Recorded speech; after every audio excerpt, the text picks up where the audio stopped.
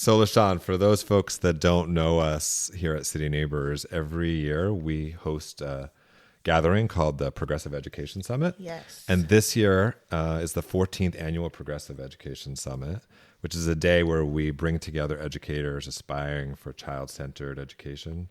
We have keynote speakers and workshops and great food and wine and cheese reception at the end of the day, and the entire event is free. And we're very excited this year to have about 400 or 500 people joining us. Wow. And I'm even more excited because Shane Safir is our keynote speaker. Yes.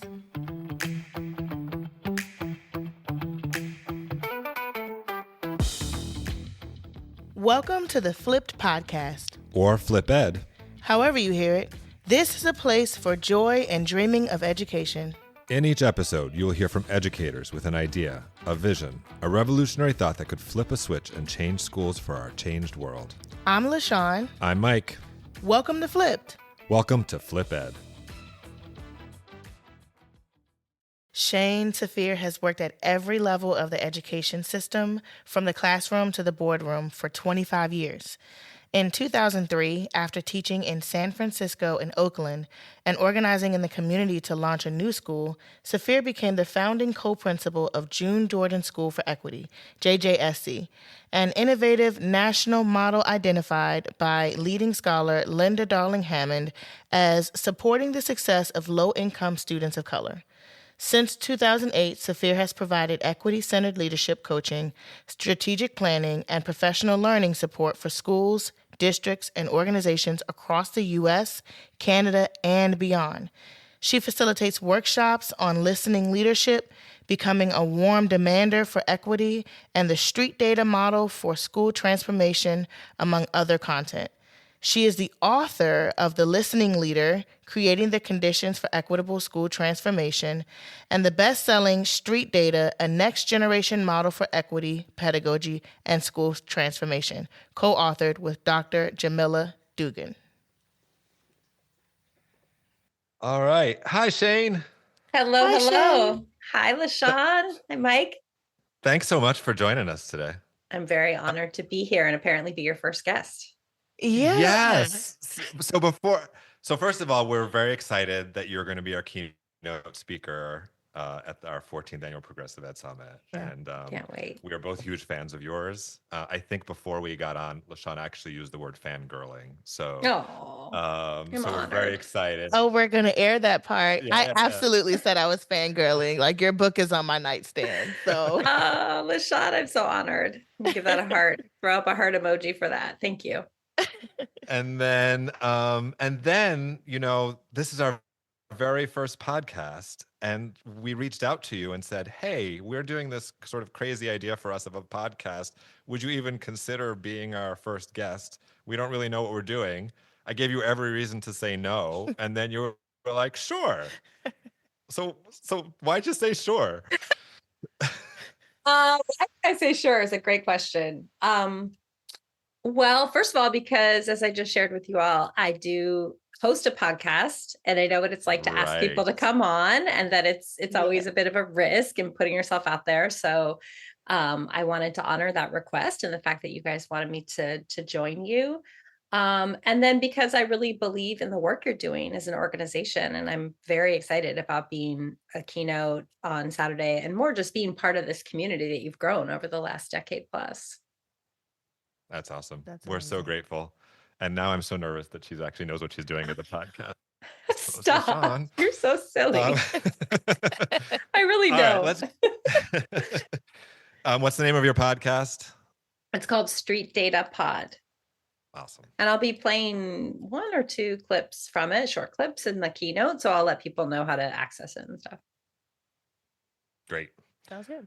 All right, let's get to you. So can you, before we get to what your flip is, would you just tell us a little bit about your origin story as an educator? You could have probably done a million things in the world. You could have been a horticulturist or a zookeeper or an accountant. I don't know. Probably you have tons of talent. Poet. I would have been a poet. No, I don't know about that. Well, it's a beautiful question. Thank you for starting there. It brought me back to childhood and thinking about how much I loved learning as a kid and reading and being active. I feel like I was always outside. I played soccer and I swam. I was a pretty active kid. And I grew up in the 1970s and 80s in California, public schools, K-12. And, folks on the East Coast might have heard of Prop 13, which was the gutting of the tax base for California public schools. So that happened in the middle of my elementary school education. So I do remember the shift from having art and, more PE and different like field trips. And then suddenly the tax base got cut and a lot of those sort of exciting reasons to go to school just disappeared. And you remember that? I do actually. Yeah. I mean, I don't know that I understood it, but I remember there being a shift in access to some of those kinds of experiences. So, when I think about kind of getting to high school, part of, I think, one sort of why beneath street data for me is that I was one of the kids who kind of performed by the satellite data metrics and looked good on paper, but was incredibly like lonely and alienated inside and just never really fit or felt that I fit the kind of dominant culture mold of the school. And there's lots of reasons for that. I'll probably talk about some of them on Saturday.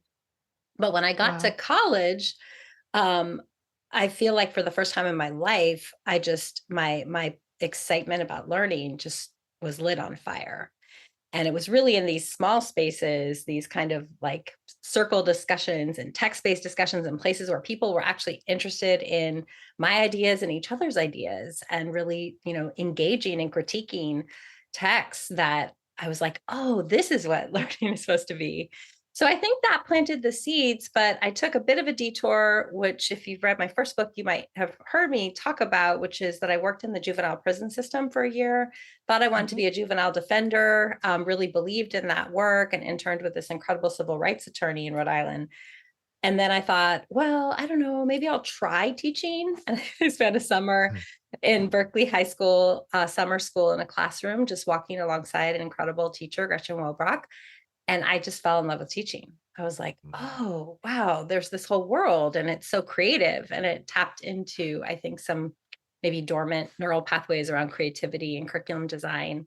And I ended up taking, a year to get my credential and master's in education and still thinking I'd just teach for a couple of years. And it's been more than 25. I never looked back. Wow.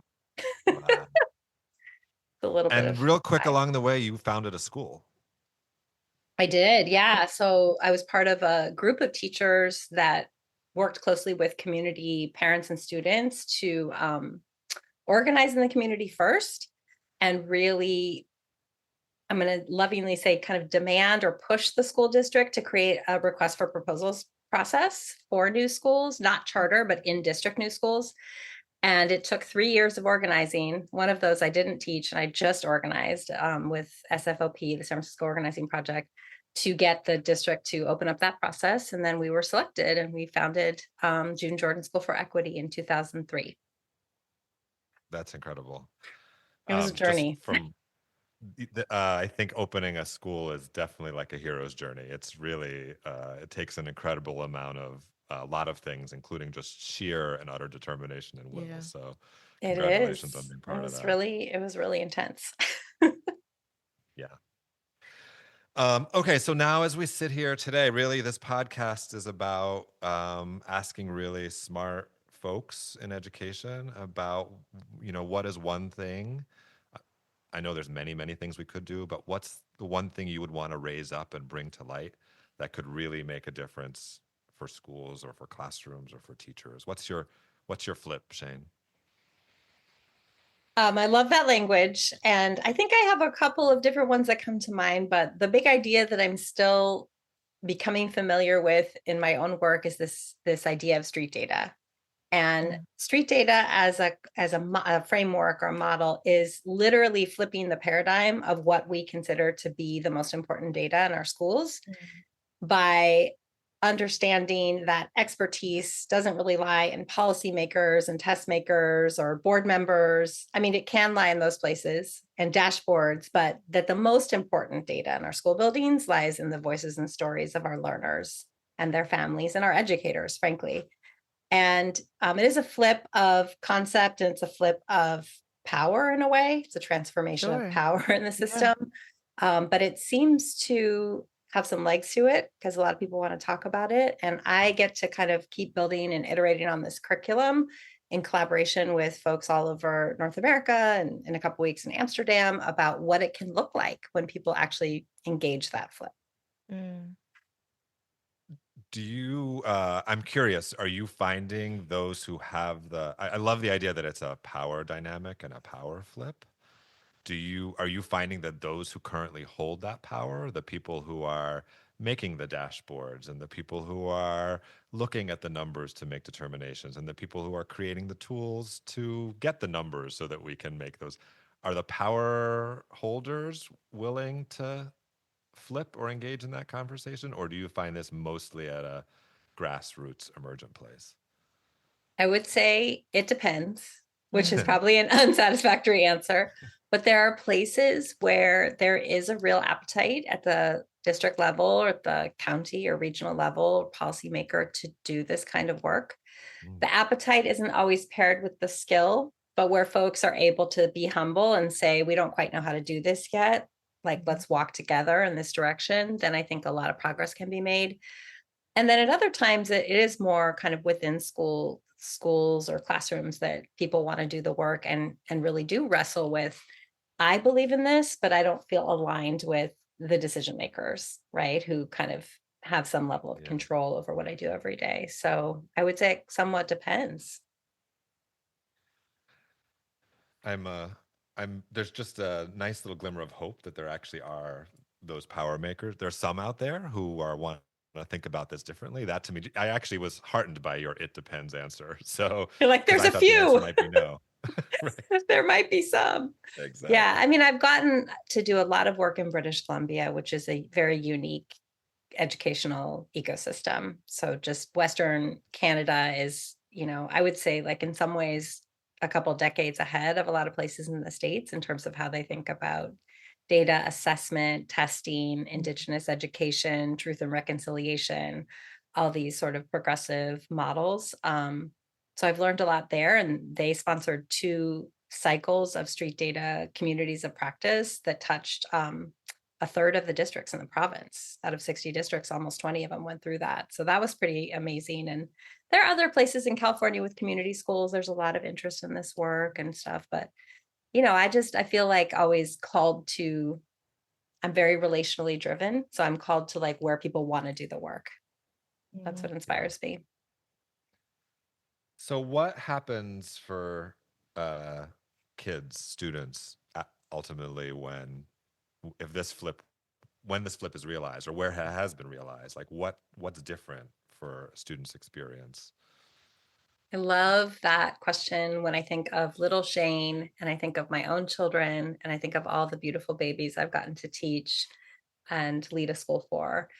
And as I thought about that, 5 things came to mind. I'll just share them with you in turn. Yeah. So one is, I think children become who they are meant to be in the world.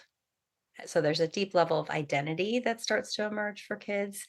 Alongside that, they start to find their voices.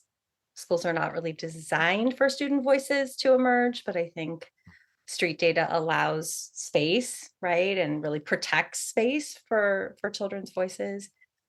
I also think they understand that they belong to a beloved community, and for many kids to an intellectual lineage and a space that they have a right to, that they're worthy of entry to, despite whatever messages the culture at large has given them and us. And they start to pursue questions about the world that genuinely interest them, and the kind of hands-on, inquiry-based curriculum that always really excited me as a teacher.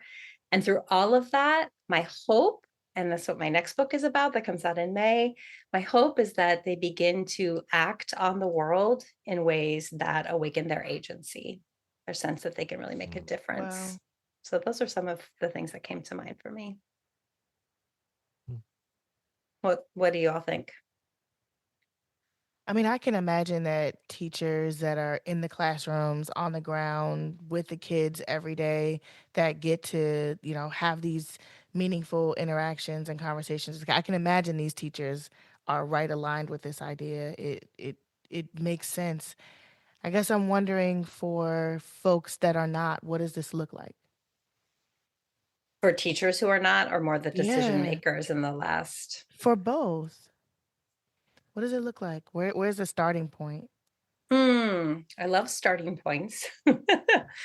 I think the starting point is just talking to kids and listening to kids in new ways. And that doesn't have to be, that doesn't have to take up all your time. It could be across a class of 30 kids. Who are the two that you really want to understand better, and Mm. carving out time to do an empathy interview with those students, Yeah. or a focus group with 3 kids. I think it's also pedagogically, in the next book, I wrote about this idea of storyintation, which is a concept from my first book, but I'm pulling it into the classroom for the next book. I think it's about really centering children's stories and educators' stories as sort of like text, as content, right? For the kind of learning that is so transformative. If you think back to your own, powerful learning experiences, um, I wonder if there was an opportunity to kind of situate yourself or tell a story of who you were in that. And how often do our kids walk through, school and not get to really share their incredible life experiences? Even as little people, they have incredible life experiences. And we just sort of say, check it at the door. Let's go learn some fractions or whatever. Skills matter. Don't get me wrong. I'm not about, poo-pooing skills, but how do we also widen our lens and really embrace this kind of story-centered learning? What I'm trying to figure out a little bit, Shane, or maybe you've encountered this, is what is the barrier? Like why schools Yeah. are set up, schools are designed or created or the way they are because some people made some decisions, or culturally it's in some way. So if schools are currently places where often student voice is checked at the door, or that we don't center student voice, like what do you find that you have to try and break through to get to the other side? I'm going to try to answer that in 2 ways that are different but really connected. And Yeah. the first answer is more on the macro level. I'll talk about this Saturday. Is I think the way that we have conceptualized knowledge and data is very, very narrow. And it's rooted in Western and colonial ways of thinking.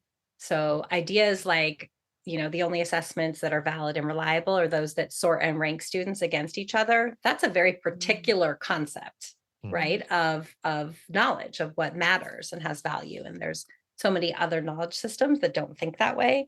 Or the idea that there's sort of like high performers and low performers, or good kids and bad kids, these kind of binaries, right? Those are knowledge frames that come from more of a Western or dominant colonial way of thinking. And so I think we have to disrupt those, and we have to really widen and expand our ways of thinking about how we assess, why do we know the things we know? Why do we value the things we value? And again, I'll talk about this all a little bit on Saturday, but I think that's the big picture barrier for me. And it's, infused in everything from how we create dashboards to testing systems to grading systems to, right? Everything is oriented around sorting and ranking. We know this. So how do we start to create some other ways of thinking about data and measurement and assessment? And then I think on the classroom level, the next book I co-wrote with 3 incredible educators. One of them will be with me on Saturday, Crystal and Watson. And there's a chapter that I wrote with Sausan Jabber, Dr. Sausan Jabber, about 10 toxins in the classroom that we have to really expunge, or ways of sort of detoxifying. And those are almost like they're related to the previous comment in the sense, but they're more mental models. They're more ways of thinking, right? Thinking frames that we just often get conditioned into as educators. Like one and done assessment, like deficit mindset, scarcity, containment, the idea that learning has to happen in a classroom or in a seat, right? And we wrote those with no blame or shame. In fact, we start the chapter by saying we all have played into so many of these, right? We're all conditioned in these ways, but to give people a language and kind of a matrix for self-identifying how these practices can just seep in often without us knowing it, and then some freedom to choose differently. I'm very excited for I'm very excited for the book in general. Just, but now this toxins chapter. Definitely. I definitely want to you take it and then like use it because it's part of the interrogation, right? It's almost like a default culture. Yeah. Yes. Of being, right? And so that if we don't see it, we swim in it, right? And so if you don't, we breathe it. And so if you don't see it, interrogate it, name it, then you can't get through to the other side of it. I'm fascinated by what all 10 of these are. Same. Dr. Christopher Emden, whose work you all may know, wrote, for White Folks and Ratchetemic and the foreword to Street Data. On Street Data podcast episode 2, he talks about how we have to clear the air in our classrooms because there's all the bad things that have been said about children or community. They are hanging in the air with us, and that's the data that we can't see. But if we like, a classroom feels good because somebody's done the work to clear that air. And that's really the spirit of the 10 toxins and the kind of like decolonization or detoxification that we invite people to do in that chapter. And then real quick, because we're coming to our close of time, you've done this work for a while now around street data. And is it data or data? Do you have a preference? It's like Ella Fitzgerald, tomato. I don't really know. Whichever one you like. Well, LaShawn and I will say it differently. I'll do the data, you do the data. Absolutely. You've been doing this work for a while now, and so there are places where this work has taken root. And you spoke to this a little bit about what difference it makes for children, but have you gone back to see those places where it's taken root and thriving? And like, what do you see? I'm thinking of a place where, along with Dr. Jamila Dugan, I got to do some really deep work with a student voice community of practice. And the reason I sighed and paused is because the work went so far. I was partnering with this district for 4 years, 2 years of which we led a 50 student street data community where the students were gathering street data and enacting transformation projects in their schools. And there were some big changes in staffing. The superintendent, who's a friend and incredible leader, retired, and just changes in leadership, changes in priorities. And some of that work has gotten, pushed a bit to the side, which really makes me sad. But what I can say is I stay in touch with a lot of those children. The work is continuing, albeit in different form. But when I think about the level of voice and agency that those young people, especially those who were there with us for 2 years, had by the end, that some of them stood up in front of leaders from across the entire province from the Ministry of Education and talked eloquently about what they were trying to do and their learning and their growth. And, I believe that those experiences, they stay with kids, right? It's like, maybe the politics change or the context or the district changes, but like, you have changed internally. Right. You are someone different at the end of that. And I believe in those kids so much. And I believe in our capacity as educators to create those kinds of experiences that are life-changing. That's amazing. Shane, I'm such a fan. I'm looking forward to meeting you in person when you come. Cannot wait. Excited. I'm so excited. And how'd we do for our first podcast, Shane? You guys were amazing. Very casual, authentic. You didn't script. You even let go of some of your questions, which I think is great. I loved it. All right.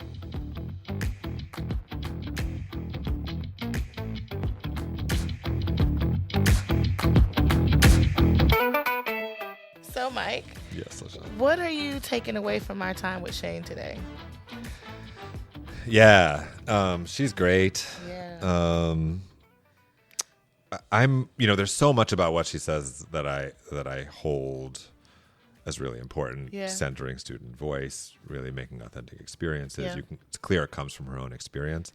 But I'm so curious about this challenge to the power dynamic. Mm-hmm. I mean, this really upends every way that we're thinking about education right now. What if there aren't dashboards? What if Pearson doesn't control how a school is doing, right? There's so much that this challenges. That to me is exciting. Yeah. How about you? I have quite a few. I really loved how the starting point that she named was just like listening to kids. It's so simple yet transformative. Yeah. And I just imagine the learning that takes place for educators as they listen to students as they listen to each other, as the world, as they begin to listen to one another. I begin to think about the change that can then happen after we just listen. I thought that was really simple and really powerful. Yeah. What'd you say? I thought, oh, you weren't listening. See? Right. Already, Mike. Already.